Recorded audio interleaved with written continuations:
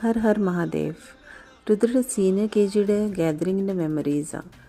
ഞങ്ങൾ അവനെ നല്ലപോലെ ഒരുക്കി ഡാൻസിന് വേണ്ടി. അവൻ ഡാൻസിൽ പാർട്ടിസിപ്പേറ്റ് ചെയ്തു. ഞങ്ങൾ അവൻ്റെ ഓഡിറ്റോറിയത്തിലോട്ട് പോയിക്കൊണ്ടിരിക്കുക. ഓൺ ദ വേ കുറച്ച് മ്യൂസിക്കൊക്കെ വെച്ച് രുദ്രനെ മോട്ടിവേറ്റ് ആക്കാൻ വേണ്ടി സോങ്സൊക്കെ വെച്ച് പാടി പോവാം. But we really don't know ഏത് സോങ്ങിലാണ് അവൻ ഡാൻസ് ചെയ്യാൻ പോകുന്നത്.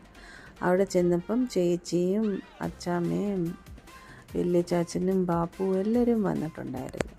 എന്നിട്ട് ഞങ്ങൾ ലേറ്റായെന്ന് വിചാരിച്ച് ഞങ്ങൾ എളുപ്പം പോയി അവനെ സ്റ്റേജിൻ്റെ പുറകിലോട്ട് കൊണ്ടുവിടണമായിരുന്നു.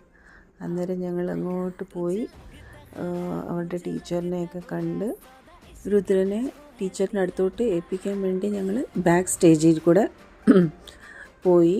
അവിടെ എല്ലാ ക്ലാസ്സിലെയും പിള്ളേർ വന്നിട്ടുണ്ടായിരുന്നു. ബാക്ക് സ്റ്റേജിൽ നിന്ന് രുദ്രനെ ടീച്ചറിനെ ഏൽപ്പിച്ചിട്ട് ഞങ്ങൾ ഫ്രണ്ട് സ്റ്റേജിൽ സീറ്റിൽ വന്നിരുന്നു. അവിടെ എല്ലാവരും ഉണ്ടായിരുന്നു. എന്നിട്ട് പ്രോഗ്രാം സ്റ്റാർട്ടാവാൻ കുറച്ച് സമയമുണ്ടായിരുന്നു. അപ്പോഴത്തേക്ക് ഞങ്ങൾ ഫോട്ടോയൊക്കെ എടുത്ത് പിന്നെ 5-6 പെർഫോമൻസ് കഴിഞ്ഞിട്ട് രുദ്രയുടെ പെർഫോമൻസ് വന്നു. And he dance so well. കുറേ പ്രൗഡ് ഫീലായി. രുദ്ര നല്ലപോലെ ഡാൻസ് ചെയ്ത് എല്ലാ സ്റ്റെപ്സുകളും അവന് ഓർമ്മയുണ്ടായിരുന്നു. എന്നിട്ട് അവിടുത്തെ സ്കൂളിലെ ടീച്ചേഴ്സ്മാർ ഇത്രയും പ്രാക്ടീസ് എടുത്ത് ഇത്രയും പിള്ളേരെ കൊണ്ട് ഡാൻസ് ചെയ്യിപ്പിക്കണം. That is also really appreciate. And I really appreciate the school teachers. അവർ ഇത്രയും പിള്ളേരുടെ ഇത്രയും പെർഫോമൻസ് എടുത്ത്.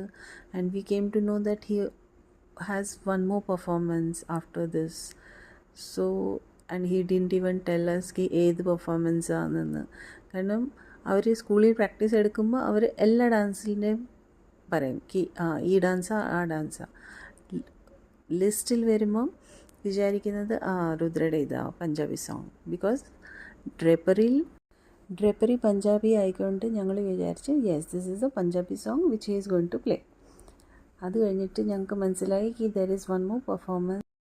That performance was really a surprise for us. ഏത് ഡാൻസ് ആണെന്ന് നമുക്ക് പാർട്ട് 2ൽ കാണാം.